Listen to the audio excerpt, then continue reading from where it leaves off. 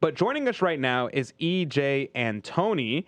He is with the Heritage Foundation, an expert on housing markets as a research fellow for the regional economics at the Heritage Foundation, with a wealth of knowledge and experience in fiscal and monetary policies. He's been featured on places like Fox, Wall Street Journal, and CNBC. Good morning to you, Mr. EJ Antoni. Let's start here. The housing market, we're about to go to a break in about a minute and a half. But explain to me the situation, like a general overview of what the situation is currently. In the housing market. So essentially, what we're looking at is an environment where the Federal Reserve has drastically manipulated both interest rates and therefore the housing market because they were trying to finance trillions upon trillions of dollars of unfunded government spending from 2020 up until just very recently.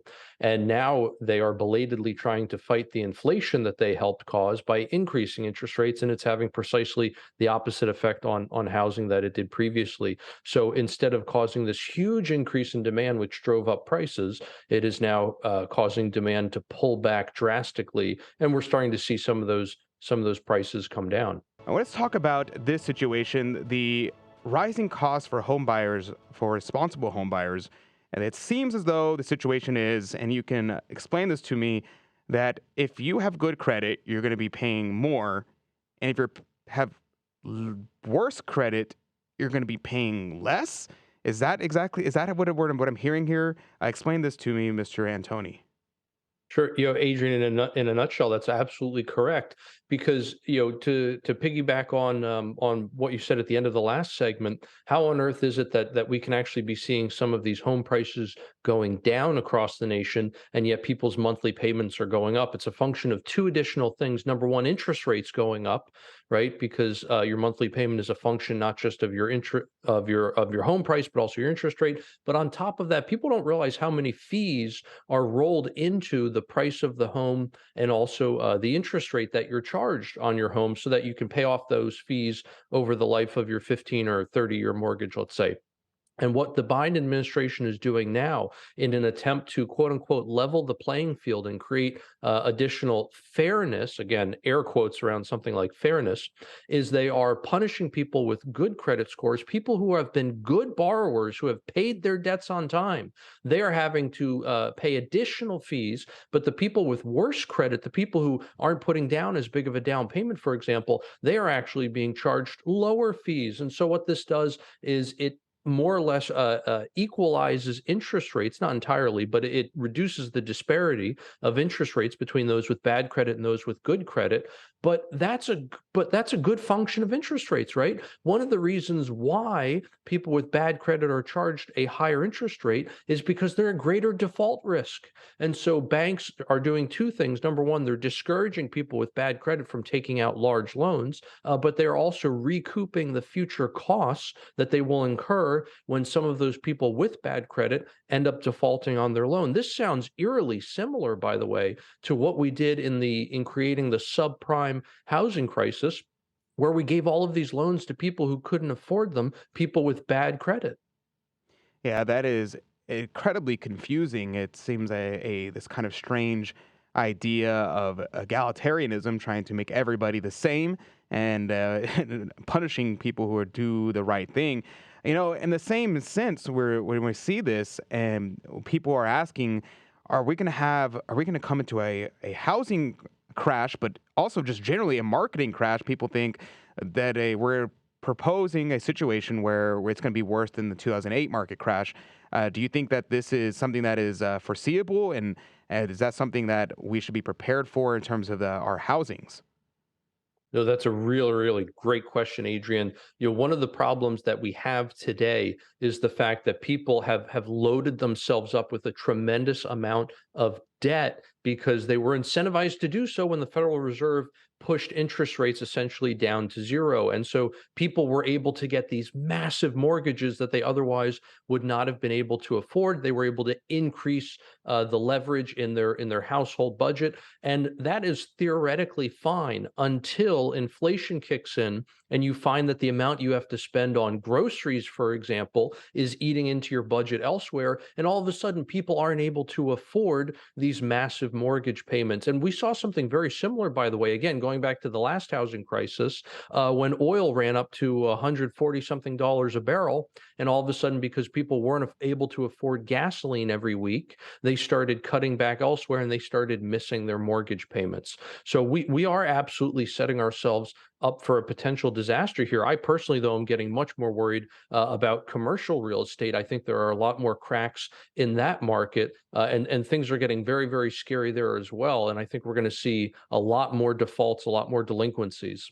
Right, and actually, that was going to be my next question, as in regard to property versus housing. We have the corporate sphere buying, the people trying to purchase things like apartments, people trying to purchase office buildings and mall strips, things like that. And at the same time, we're seeing housing at the same time, and we see these major companies, BlackRock, Blackstone, Fundrise, et cetera, coming in and swooping in to purchase a lot of these things and for pennies on the dollar and getting to them before they even go to the consumer, you and I. Is this accurate representation, and what are we seeing here?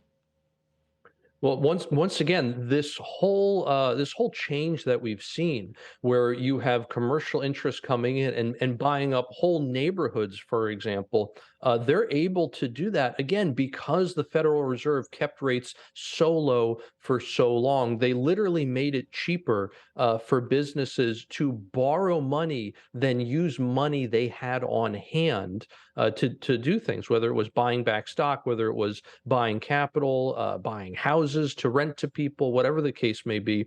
And what's really sad is that by driving up the price of housing so much, we have essentially created a permanent renting class in this country, almost like a group of second class citizens, people who very likely for the rest of their lives may never be able to afford their own home. They may be stuck renting literally forever. That's very sad, but it's also true. That's interesting you say that because I was actually thinking about this exact issue of people.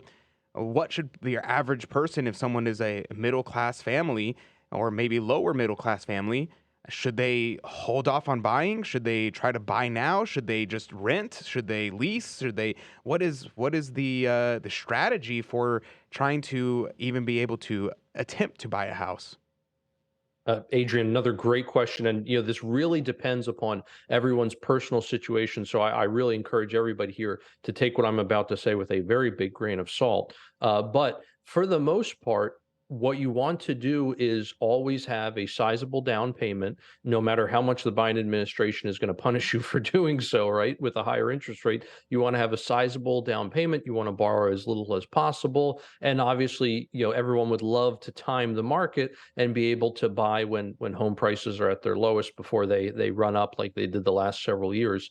Home prices probably are not going to bottom out for maybe another year or so. Again, a lot of this is going to depend on what the Fed does with interest rates over that time.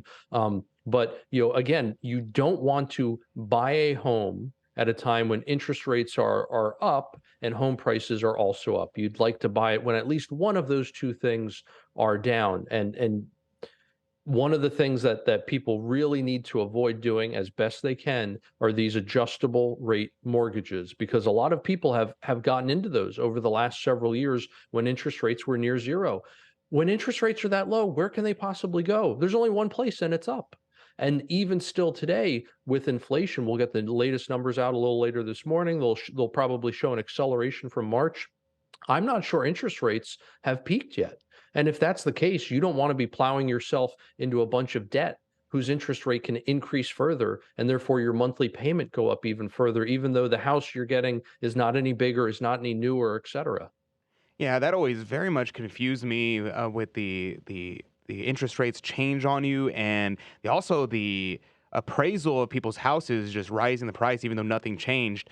That always is very very confusing to me. How when those things happen, it just seems like a bunch of backdoor confusion in my eyes. But here's another thing: a lot of people, especially people my age, I'm 25, they are renting apartments because they want to move out of their family's home and things like that. But it kind of seems to me that we're in a situation that's very similar to that of maybe not quite as bad yet, Maybe it will be as bad or worse later. No one can predict the future, but it seems like the situation in the Great Depression where it kind of forced people to live in intergenerational homes in order to pay for things that they normally would not be able to. A lot of people don't want to do that, and so they go off and get apartments. And I think personally that that's setting themselves up for never being able to afford to buy a home or anything like that in the future. What are your thoughts on that? Adrian, another really great point you make there. And I think one of the reasons why people have been artificially incentivized to do that, beyond all the cultural aspects, is the fact that what inflation does is it decreases the value of your savings. And so it provides a very strong disincentive for you to save. For example, let's say you had $1,000 saved up at the end of 2020. Today, that $1,000 is only worth $8,500 in terms of what it could buy at the same time you originally started saving it. It's lost 15% of its value. And actually, look, let me correct myself. That's not money at the end of 2000. That's money. Oh, no. I'm sorry. That is right. Yeah, it began in January 2021. Sorry, had a mental lapse there for a second. So over a little more than 2 years, your money has lost 15% of its value. So if you're saving to try to buy a house, right, you have to think to yourself, why on earth would I do that? Why on earth would I allow that much value to be taken from me? And so when you're incentivized not to save but to spend, you'd much rather go out and get your own apartment, for example, and spend that money than save it, than keep it locked away for a down payment, let's say on a house, when by the time just 2 years have elapsed, you need an additional 15% almost to get back to where you were.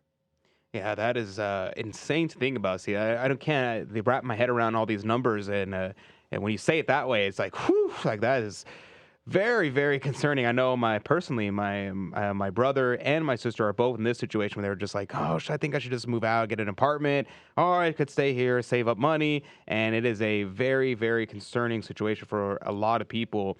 But last question, where can people make sure that they keep in touch with you and find out things you're writing and learn more?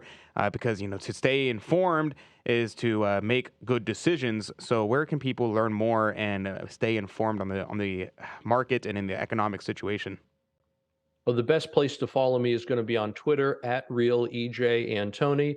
One of the things I do there is I actually go over all of these different data releases, whether they're from government sources or private sources. And so you don't have to. I spend my time reading through these things, and I provide very, very short, sometimes 1 or 2 line summaries of all these things to help people stay informed so that they can understand what's going on in the economy and how it affects them, and hopefully make better decisions for themselves and their families. Absolutely. Well, thank you very much, Mr. Antoni. Unfortunately, that's all the time we have. We'll have to have you back to talk more about the situation because there is much more we're not able to get into. But God bless you, God love you, and have a great day.